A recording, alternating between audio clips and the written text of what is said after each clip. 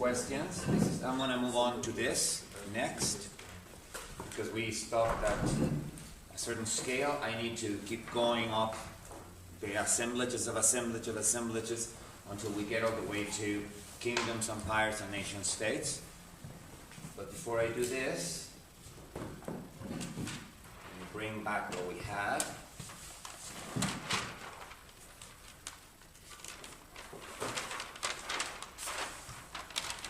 And let's see if we have some questions about this.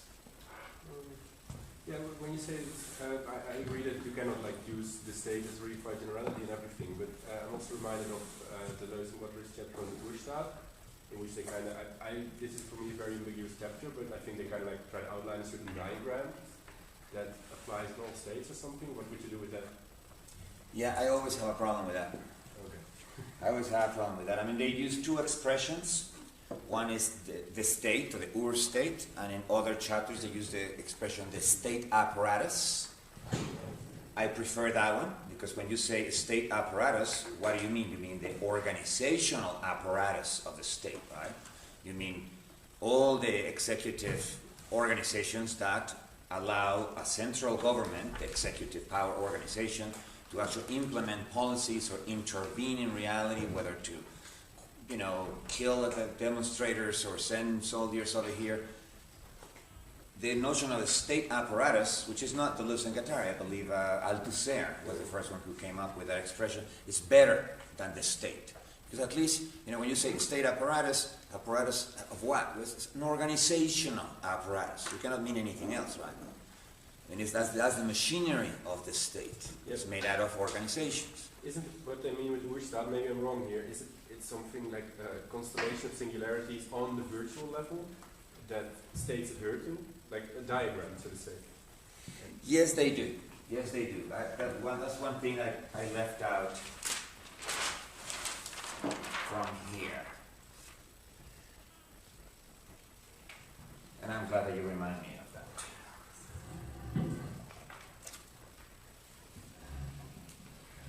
Any assemblage has, in addition to everything that we've been doing, what Deleuze and Guattari call a diagram. The diagram of the assemblage is, of course, structure of this possibility space, right?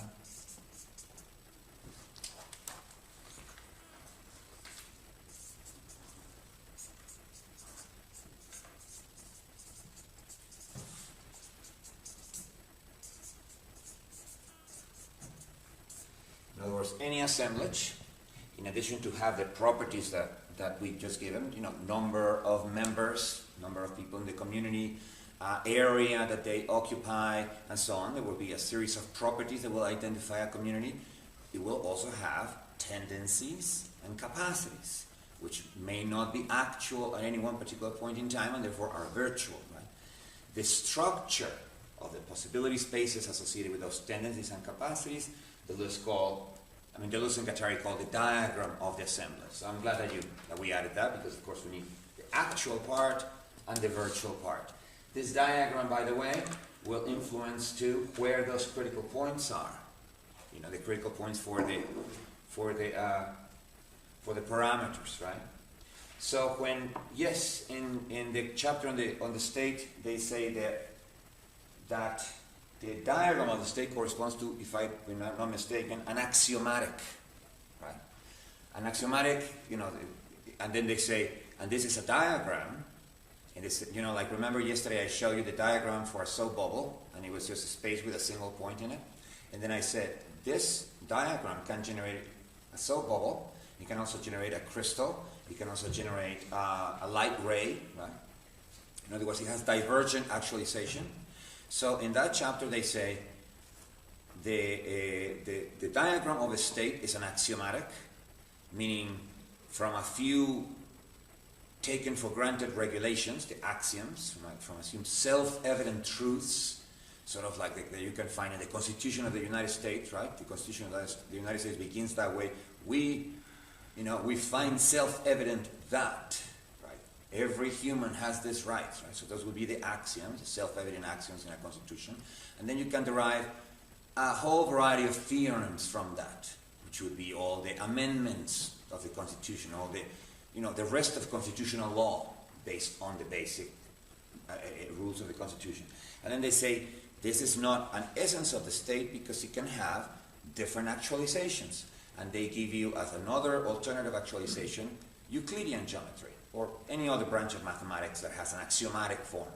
Euclidean geometry, I believe, has 20 self-evident truths and something like 200 or 300 theorems that you can deduce from those self-evident truths. So yes, it is a proposal for the diagram of the state apparatus considered as an assemblage. I'm not sure that it is a very successful, I will need to investigate it a little bit more. Plus, I see a little bit of a contradiction when they go on to define capitalism as an axiomatic of decoded flows, right? And so I just see a very, a difference there. I mean, what is capitalism and the state are the same thing, or do they share the same diagram? Are they the same thing, only in which in one diagram the flows are coded and in the other one's decoded? It is possible, but I'm not quite convinced that that is the right way of putting this, right? But as I said, they leave out things about legitimacy, they leave out things about enforcement, they leave out many other aspects, this jurisdictional disputes that we were talking about. So I wonder, but nevertheless, it's not something to dismiss. It's an interesting idea. I think that idea is Guattari's. I've seen that suggested in another one of his own books. So keep it as a possibility, as a possible hypothesis, right? This may not be a good divergence right now, so feel free to not go there. But as you know, like the diagram, other people here probably don't know, became really a really popular tool and a really popular topic of discourse in architecture. I was wondering if you could just touch a little bit on that discourse and part of the disciplines that have been developed there, simply because we're all involved in creative processes, and my experience with diagramming is that it's been incredibly useful across all sorts of creative disciplines, and so I'm wondering if that might have relevancy here, if it fits in. Yeah, it would take us a little too far off subject to go into that right now. But one thing is important to emphasize. First of all, there is all kinds of diagrams, right? I mean, every scientific field has its own types of diagrams, right? Chemists use certain diagrams to track chemical reactions, right? Physicists use certain diagrams, Feynman diagrams to see how particles, when they collide, produce something. Engineers, of course, use diagrams, flow charts and other kinds of diagrams to see, how a machine works and how the different parts are. So there are all kinds of diagrams, and diagrammatic thinking is an extensive subject. There are several books on it, but most of those diagrams are not the diagrams that Deleuze and Guattari are talking about, right? The ones that they're talking about are exclusively the ones I define right now as the structure of a space of possibilities, right? So phase space diagrams, the ones I mentioned in my public talk, that were invented by Poincaré, are one possibility for the diagrams of assemblages. But it always has to be a diagram that captures that. It captures the structure of a space of possibilities and that allows us to think about unactualized tendencies and unactualized capacities. Because that is what we want the notion of diagram for. We want the notion of diagram to make sure that everybody understands that even though properties are real and actual, an object is defined by more than just its properties, by just what is actual. An object is also defined by its potentialities, right? Which we've been talking about it in terms of tendencies and capacities. Any kind of diagram that allows us to see those potentialities would be useful, because then it fits the definition. It's the structure of a space of possibilities. Other diagrams, like flow charts or diagrams of chemical reactions or Feynman diagrams for the interaction between two different, they don't necessarily always address that particular issue, the issue of tendencies and capacities, and so I'm not sure how useful they are. You know, one problem I have with the architects is, of course, that they tend to run with a word just because the word sounds good, you know, and then the word tends to become fashionable without like a really good understanding of what it means, right? Happens to every. Well, and you know, it happens All to over, architects, yeah. it happens to all kinds of areas, right? In art, yeah. Just think of the word deconstruction. Yeah. When it was used by Derrida, it meant something very, very specific. It was a very specific position relative to conceptual systems. You know, Derrida said all conceptual systems are based on dichotomies in which one element dominates the other element. And then he went on to say, well, if I already found the secret of all conceptual systems, whether Aristotelian, Kantian, Humean, and so on, and it's all about this, then why create another conceptual system if it's by necessity going to be one of the same?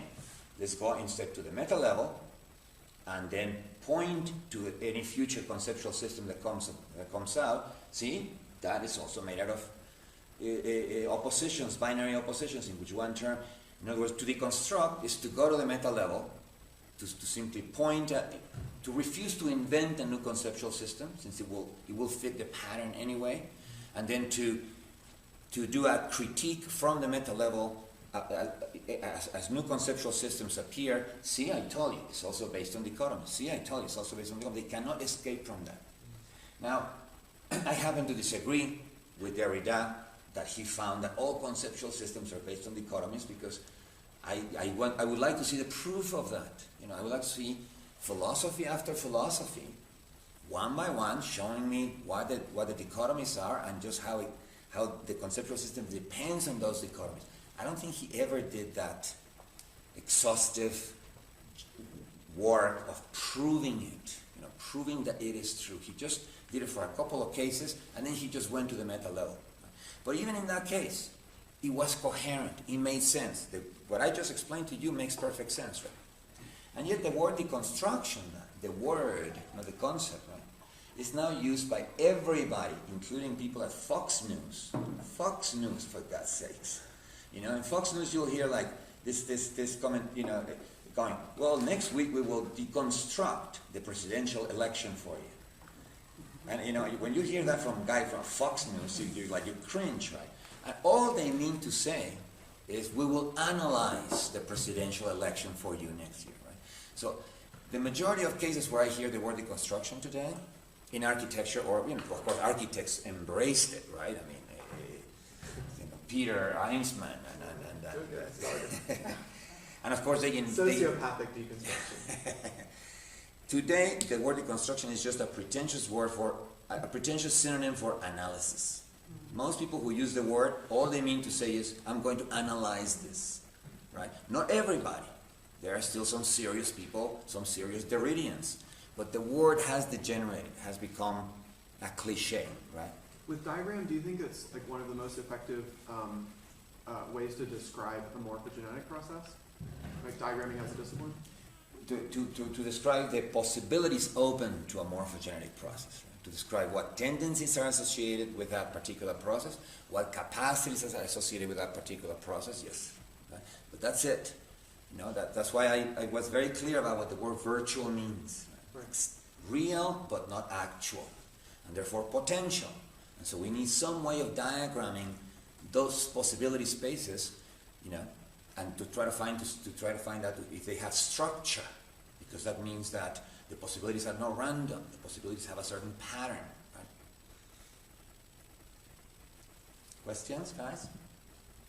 So far? Okay, well, we can move on. I mean, we can always come back to more questions here, right? First of all, I wanted to deal with other assemblages, which are larger than the ones that we've been talking about, but that follow the same idea. Remember, the same pattern. We are using the hypothesis here that we can create a social ontology based on the relationship of part to whole, right? And in which the whole has properties of its own, has capacities of its own, has tendencies of its own that cannot be found in the parts, but that emerge from the day-to-day continuous interaction between the parts. So there's nothing mysterious about those emergent properties. They are accountable for. You can account for them. And they are not transcendent. They don't exist entirely of their own. If those component parts stop interacting, the emergent properties stop existing. They are immanent. On the other hand, they are not reducible to any particular combination of parts. Well, a similar thing can be done to what we might call territorial entities or spatial entities in society. Before saying this, let me just say one more thing.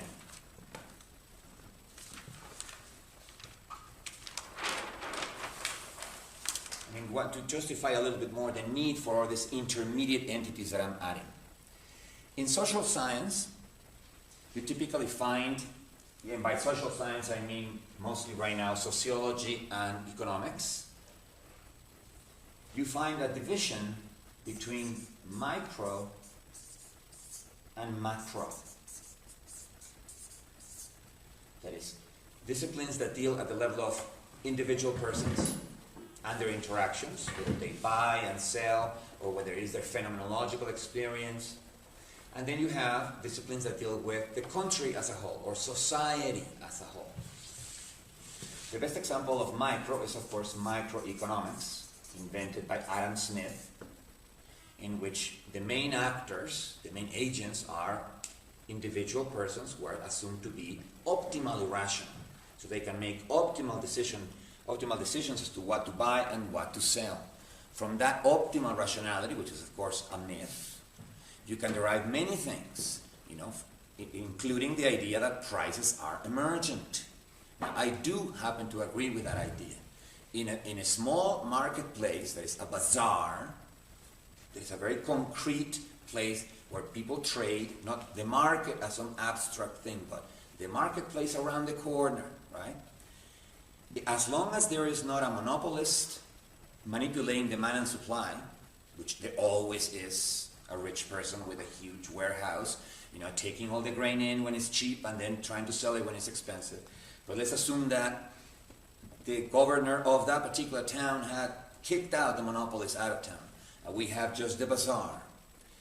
As long as no one has economic power, demand and supply set the prices. In other words, a peasant shows up to the bazaar with his corn, with his wheat, with whatever, and he doesn't go, at what price do I feel like selling corn and wheat today?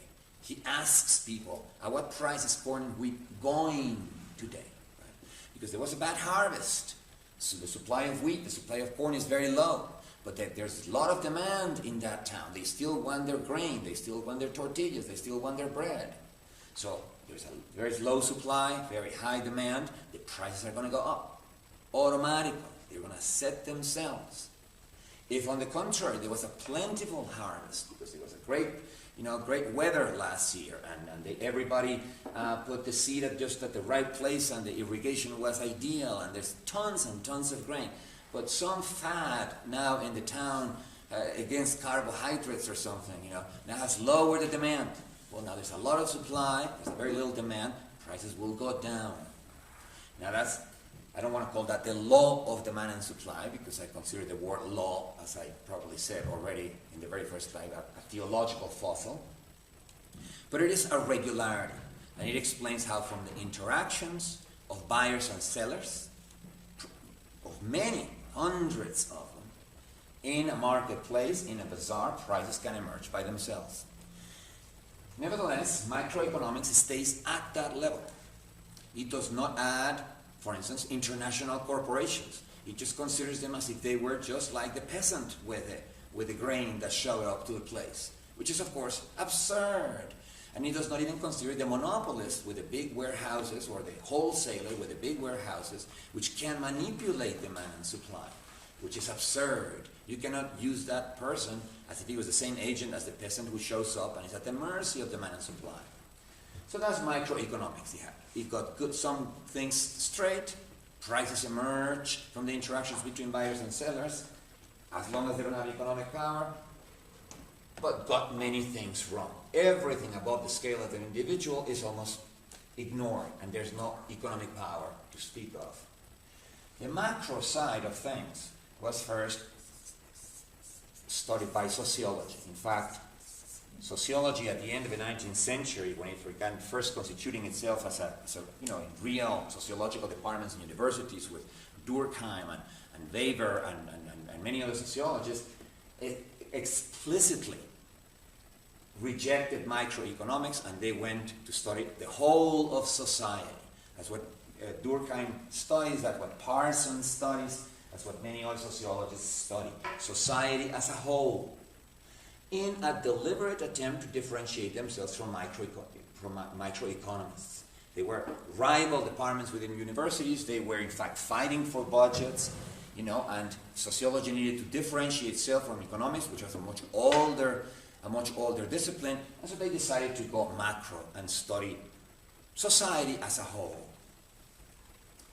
Then, of course, came the 1930s with the Great Depression, and Keynes, a British economist who was very aware of what was going on, invented a branch of economics that we today call macroeconomics. Macroeconomics does not deal with individual decision makers, does not deal with rationality at the level of the individual. It deals with demand and supply at the level of the entire country. Macroeconomists get their data from the statistics put out by governments, right? So they get gross national product, GDP, all the stuff that was produced in that year by a particular country, overall rate of inflation, overall rate of unemployment, and then tries to take those variables, whose values coming, as I said, from statistics published by governments, and tries to find mathematical formulas to relate them. Well, if inflation goes up and prices start going up, will unemployment also go up?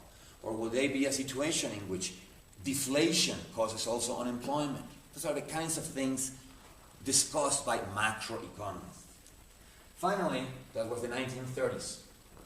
Finally, in the 1960s, microsociologists made their appearance. There are different types. One was called social constructivism by Lockman and Berger. The other one was called ethnomethodology by Garfinkel. There are several of those microsociologists. The only thing that they have in common is this: they are not studying society as a whole. They are studying, again, individual persons, and they are based on phenomenology. They are explicitly based on Heidegger and Husserl and so on. And what they deal with is, of course, the phenomenological experience of people insofar as it is structured, affected, constrained, shaped by other social factors. Right? So, this is what we arrived to today. I mean, with disregard for a second anthropology and ethnology, which also happen to work very much at the micro level. But let's not get confused with any more disciplines. The problem with this, and this is the way in which this sociology and economics is taught, is that it's leaving out all these intermediate levels. It goes from micro, microeconomics studies the person, micro sociology the person, and then the macro goes all the way to kingdoms, empires, or nation states. Right? So then what happened to all those disciplines that need to study communities, institutional organizations, social justice movements, or any other assemblage of communities, like social classes, which is hierarchical arrangements of wealthy communities, upper middle class communities, middle class communities, working class communities, federal governments, cities, urban regions, provinces. What happened to all those intermediate levels? Well, it's not as if we could not find authors that deal with that. I was actually pointing out the few sociologists that have broken with a rule. Irving Goffman, who deals with the immediately upper level conversations, which are very important assemblages. I didn't even put him here because they are ephemeral assemblages, but nevertheless they are important. Charles Tilly, who deals with social justice movement, he specializes here. Max Weber, a much more famous sociologist from the turn of the century, who gave us the best books that we have on institutional organizations. Michel Foucault, in the book Discipline and Punish, gave us the other half of the theory of organizations, because Discipline and Punish also deals with hospitals, schools, barracks, prisons, factories, which are institutional organizations, but instead of dealing with legitimacy, he deals with questions of enforcement. Right? Before, as he would say, the population of institutional organizations that inhabited France in the 17th and 18th centuries underwent a transformation in enforcement methods. Whereas before, enforcement was just physical enforcement, punishment, torture, incarceration. After, by the time of Napoleon, at the beginning of the 19th century, enforcement was done in a much more subtle way. Distribute the bodies in an analytical way. So if you're going to distribute prisoners, put thieves with thieves, put rapists with rapists, put killers with killers. If you're going to distribute students, pin each one to its chair and to the grade that they belong to. If you're going to enforce medical regulations in a hospital, then pin every patient to its bed and put its records on the bed so that everybody knows where they are. In other words, always know where everybody is, and make a distribution of bodies, and even create an architecture so as to facilitate that knowledge and that analytical distribution of bodies. Number two, make surveillance or monitoring more systematic. Surveillance and monitoring have always existed. Sergeants have always been vigilant of their troops. Lieutenants have always monitored the behavior of their sergeants. But here it had to be more systematic. So for instance, doctor visits, which used to be irregular in the 17th century, became lengthier and much more regular by the end of the 18th century. The profession of the nurse emerged, so that the doctor could have an assistant to be constantly monitoring sick people. Right? So, analytical distribution of bodies, systematic or ceaseless inspection, as he says, and finally permanent registration. Keep records of everything. School records, hospital records, prison records, insurance records, factory records. As I mentioned the other day, before the 17th century, only very, very famous people, princes, barons, bishops, got their biography written. The idea that every citizen in a country would have its biographical details in a piece of paper was unknown. By the end of the 18th century, Napoleonic secret police already has a dossier system in which everybody has a folder with its data, right? Every single citizen. So what happened between the 17th and the 19th centuries? Well, this transformation. It was within hospitals, schools, prisons, barracks, and factories that the idea of keeping records, that the idea of correlating records, the idea of using, finding statistical patterns in the records was invented and then spread to the rest of the world. So this level also has its authors, Max Weber, Michel Foucault. Right? So it's not as if we had problems finding authors. It's just that traditionally things are taught in a different way. They are taught. Oops, I'm going in the opposite direction now. They are taught via the micro-macro distinction. So that leaves out many of these things. And it also leaves out these things here, particularly cities. Cities, of course, are the object of study of urbanists. But why should urbanists be urbanists study cities as something that presents them with problems of planning, with problems of zoning, but not cities as social entities. But cities can also be agents in history. Venice, for instance, in the 14th century, played a role that was extremely important of monopolizing trade to the Levant, of controlling the Mediterranean, of being like the most advanced industrial city in the West. The arsenal of Venice was the largest military industrial complex of its time by the 14th and 15th centuries. So we're talking when it's supposed to be feudalism, right? Amsterdam played an incredibly important role in the 16th century. He sold weapons to both sides of the 30 Years' War, and it was already the center of what was already a global network of commerce. London in the 18th and 19th century played a pivotal role in not only controlling global finance, but also creating the economy of the rest of England. And so cities have been very important historical characters, and yet they don't fit into the micro-macro distinction. So you only have a few economists called urban economists who discuss cities, and a few sociologists, particularly from the Chicago School, who have written sociological analysis of certain neighborhoods, sociological analysis of certain routine activities like the journey to work. How does the journey to work change when commuting begins, for instance, when the railroad for the first time allows for the creation of suburbs of commuters, and now the journey to work, which used to be by foot, now is from much longer far away. Another routine activity that sociologists study is the journey to shop, which again used to be very local. You shop at your local marketplace before the railroad, and then it started becoming farther away as suburbs began to proliferate. So there are authors that we can use. Of course, Fernand Braudel, the economic historian that I've been mentioning over and over and over again, he gives a prominent place to cities.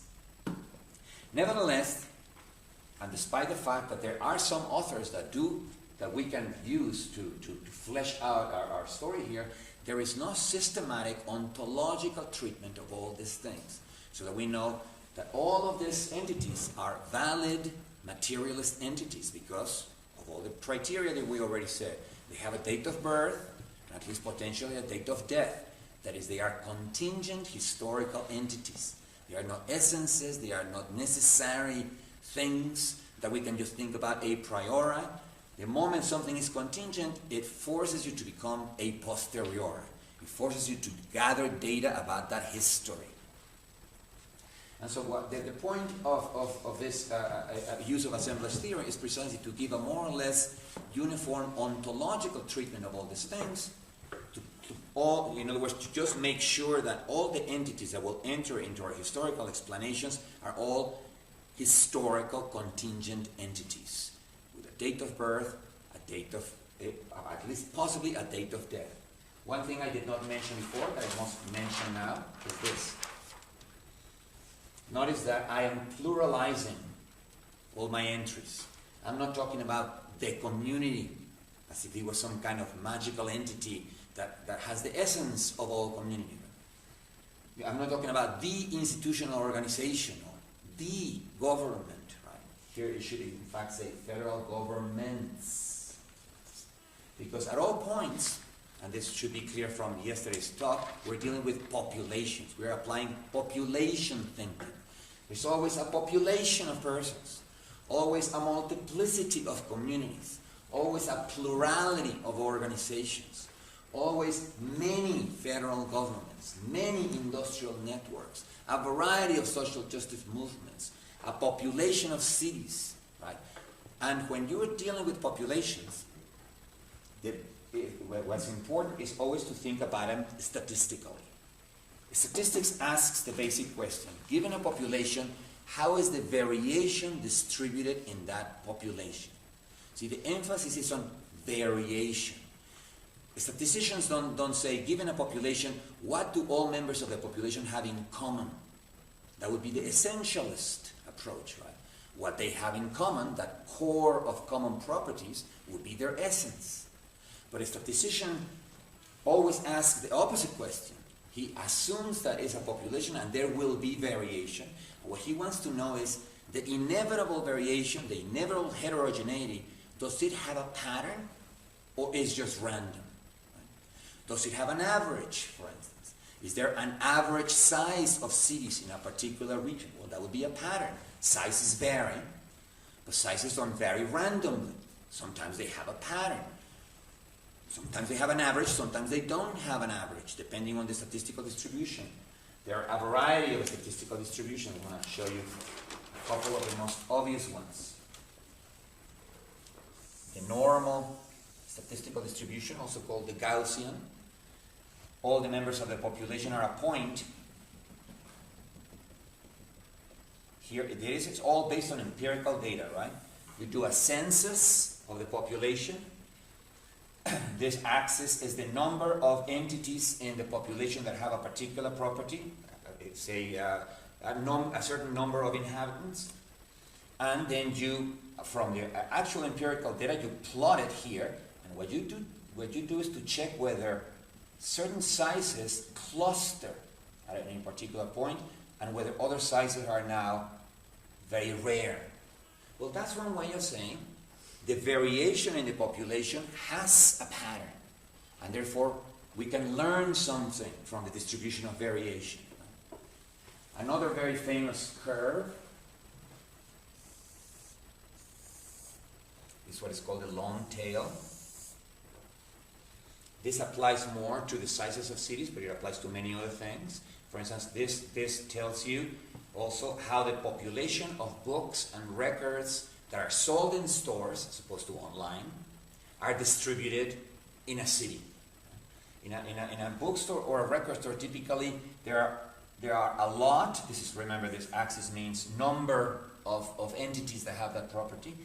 There are a lot of books of the bestsellers, right? A lot of copies of the bestsellers, but there are only a few bestsellers, a few bestseller records, a few bestseller books. So you could put the bestsellers over here.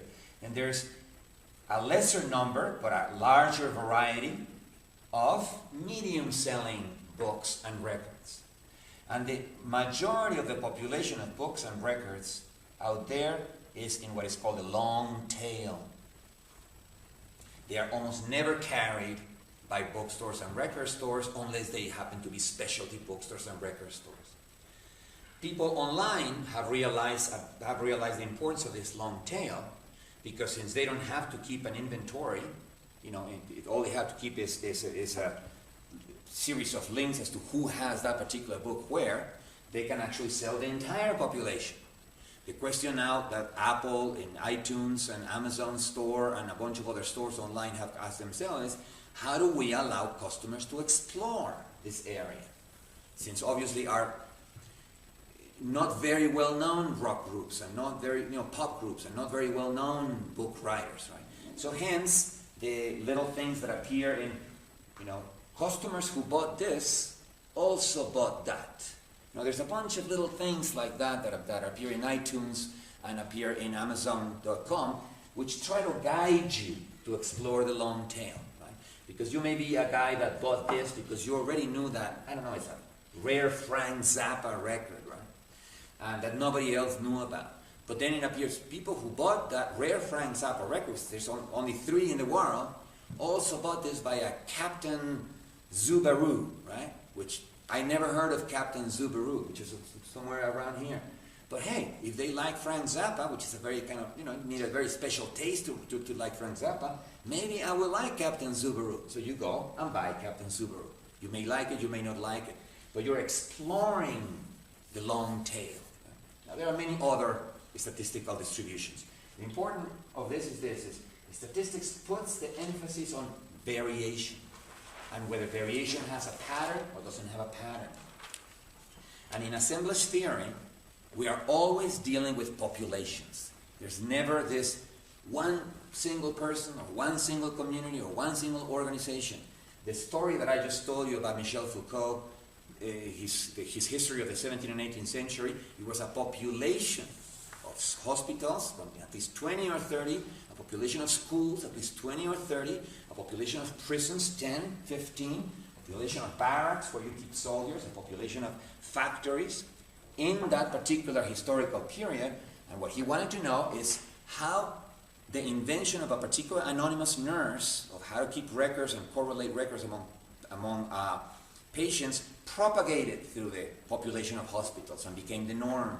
And then how it jumped from hospitals to schools, and vice versa, how certain systems of keeping track of students were now transplanted from schools to factories, and so on and so forth. But when you read that book, with exception of the name Jeremy Bentham, the designer of the Panopticon, there is almost no proper names of people in that book.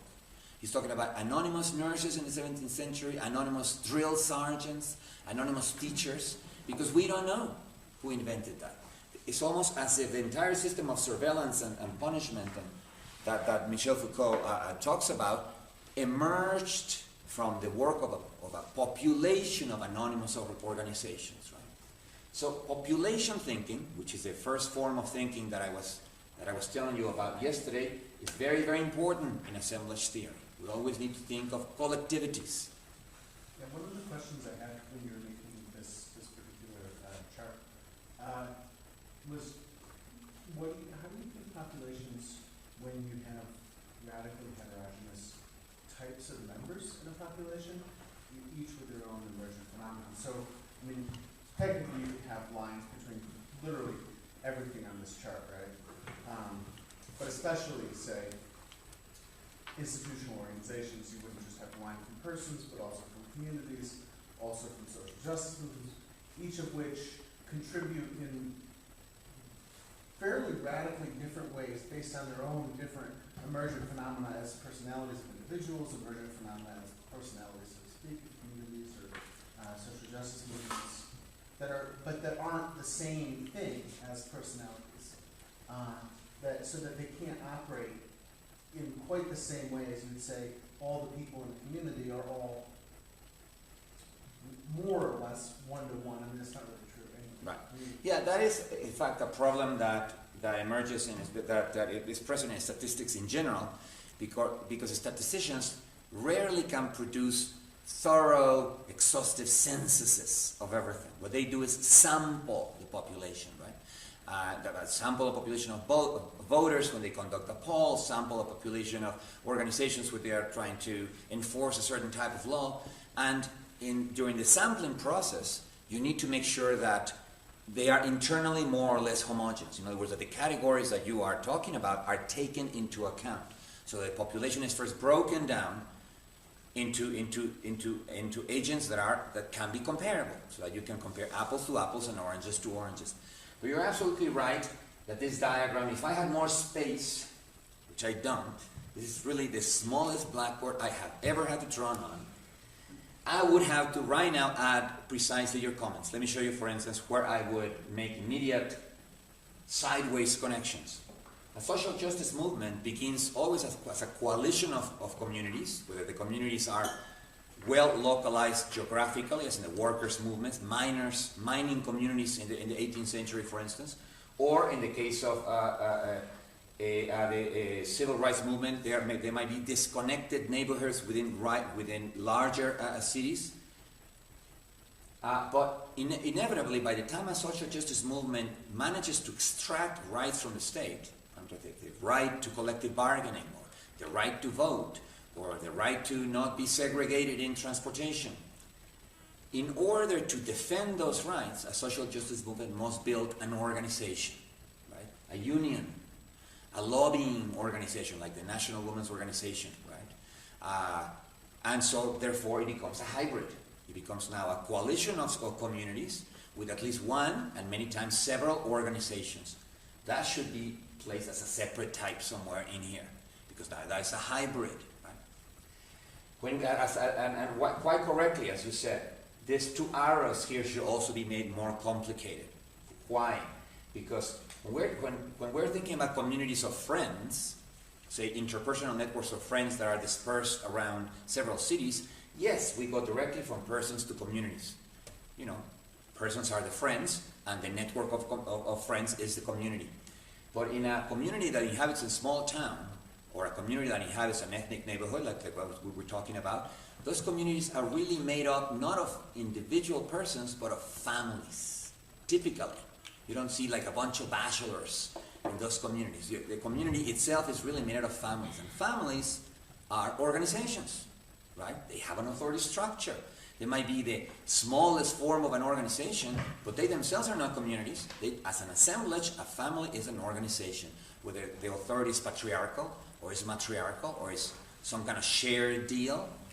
So that means that this arrow should at least go in two directions, right? Communities that emerge directly from persons, internet communities, interpersonal networks of friends, scientific communities related to one another by our correspondence network, and small town communities and ethnic neighborhood communities, which really would have an intermediate step here, in which the smallest organizations, families, would be the real intermediate component, right?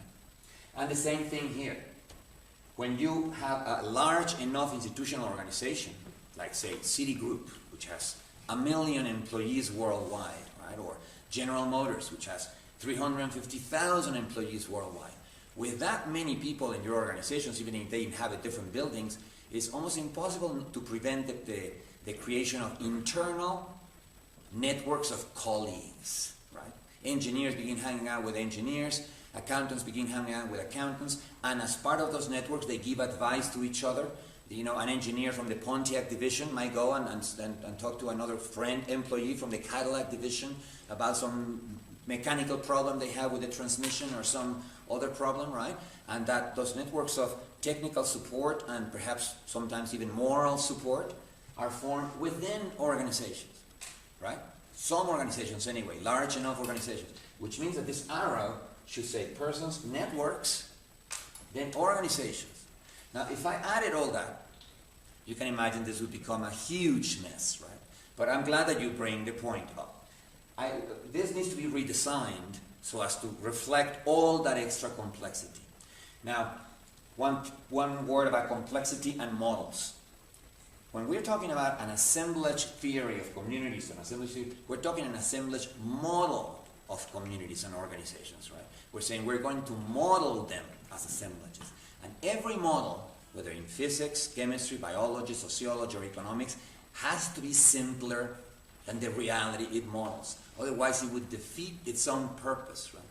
In a model, you need to abstract from many details that may turn out to be important later on, but you need to focus on the most relevant factors. That's the art of modeling. Remember the distinction I made yesterday between signification and significance. This is a matter of significance. What factors are significant here? Are this to are the capacity to store reputations and the capacity to enforce local norms by ridicule and ostracism the only two significant factors? I probably doubt it, right? They certainly are very significant factors. And so for a classroom presentation, that's good enough because we need to move on, right? The important thing here is not to lose the flow. But if this was something for publication, say, I would not do it this way. It would have to be done in a more elaborate way with we would have to find a good graphic design that would not become all confusing because, again, if a diagram becomes confusing, then it stops being a useful diagram, right? A diagram is useful when it reveals relationships that would get lost if you just read something as a text, right? I believe that this kind of does the job, right? It shows you at least the idea that between the very micro and the very macro, there are many intermediate levels of agent or organizations, communities, and so on that are actors in history, that actually need to be part of explanations of particular episodes in history. So that's what a diagram is for, and that's what a model is for. A model must simplify, period, right? Nevertheless, as Einstein said once, you have to make your model as simple as possible, but not more than that. Now that was, of course, just an aphorism, which doesn't really mean much and doesn't give us any guide. In other words, his advice was don't oversimplify. But at the same time, he was telling us use Occam's razor. That is, eliminate everything that's going to be redundant because then your model is going to be useless if your model tries to encompass everything. Right? So I left many things out of this diagram in order to advance rapidly. Let me just give you one example of one thing that I left out. Of course, in the emphasis that I'm trying to place here about against reified generalities, if I'm not going to accept an entity like the state or the market or the individual, man, just like that, right? Or mankind or the human, well, then I'm not going to accept an entity like culture, just like that, culture. Like every single song, every single cooking recipe, every single dressing style, every single painting, everything is culture. Right? So how do we include the cultural products are clearly incredibly important in the everyday life of any of those entities. So how do we include cultural items without breaking up the diagram and without postulating reified generalities? Well, one good way of doing it would be to include them as the memory of each one of those entities. Now there's of course memories at the level of persons. Those are biographical memories, as well as memories of other people with whom you have interacted. As I said, I'm not going to deal with that today because we dealt with that yesterday, right? Yesterday we said it's at least two theories of memories. In one theory, memories are representations of the original event. In the other one, memories are low-intensity recreations of the original event. Right? That's Bergsonian, Humean memory. Now, since that debate has not been, not between us, but in science in general, has not been solved, we cannot take sides on that one. That's an open question. We still don't know what memory is. What would be memory at the level of communities? Well, obviously, it's not just the memories of the individual members, it's the shared memories in the community, right? Shared experiences. And not only the shared experiences of this generation, but the shared experiences of many generations. Now that typically takes the form of stories. Stories that community members tell one another. Stories of resistance. You know, one day we had a strike that lasted 30 days and we managed to win against management. Stories of survival. You know, hurricane, blah, blah, hit us. And hit us really bad that day, but we managed to reconstruct. And the government asked us to move to another place, but we insisted, and here we are. You know, we are still in this community. Memories of conflicts with other communities, as I was saying when I was speaking of the civil war in Lebanon, right? With religious communities fighting one another, or different ethnicities fighting one another. Those eventually become stories that get told. Charles Tilly is also very good at that. You know, he has a book called Stories. I'll give you the title if you need to, but it begins with the word stories, and it gives you a very good sociological explanation of the role that stories of survival, stories of struggle play in the life of communities. Institutional organizations also have a memory. It's not only the records that they keep about, you know, the products that they have created and the brands they have created, the ones that have died, the ones that don't have died, but also the day-to-day routines, which in many cases are not written down, that are the living memory of an organization. When an organization, say a commercial or industrial organization, wants to open a branch office in another city, what they typically do is they take, say, 10% of their staff, and they send that where the staff that's already familiar with the institutional memory of the organization to go there and recruit the other 90% of the new staff. But you always need a core of the old people with the memory, now not their own personal memories, but with the memories of the organization, right? And with the culture of the organization. In this organization we stress design. In this organization we stress low cost. In this organization we stress the power of our brand. And therefore don't do anything that will ever weaken the power of our brand. Different organizations do different things, right? But you have to still send a chunk of those people to the branch office if you ever want that branch office to be the branch office of this organization. That is, if you want them to have shared memories. Right? Social justice movements have memories of their struggles and so on. Industrial networks have memories in the form of trade organizations which keep records about the entire, the membership of all the different industrial organizations that are a member of that trade association, and the trade associations help to establish standards for production, standards for, you know, the sizes of bolts and screws and the sizes of different other things, right? In which organizations cannot necessarily agree, hey, I do my bolts the size I want to, you do your bolts the size you want to. Trade organizations play the role of a memory for industrial networks, right? In which the entire culture of that particular industry, whether it is the software industry, the hardware industry, the automobile industry, the electrical industry, is stored in the trade association and is used as part of its ability to bring different industries together, different industrial firms together. Federal governments clearly have memories, and then they celebrate their memories by creating hymns and flags and holidays and parades and so on. When we move over here, we find that cities have memories in the form of museums, in the form of collections, right? Of, you know, the museum of the history of New York City, and then this or that collection of historical items that have to do with the history of New York, and so on and so forth. Right? So that would be one way, and this is just a proposal that I'm making right now, of bringing questions about a way of enriching this model. I basically gave you the bare bones version of the model because it's the simplest version of the diagram.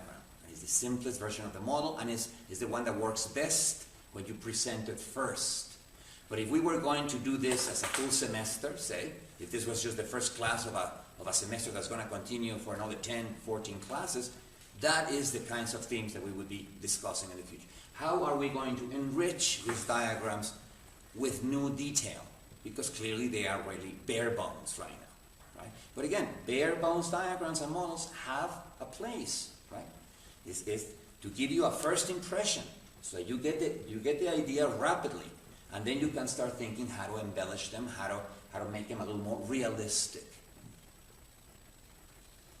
Okay, so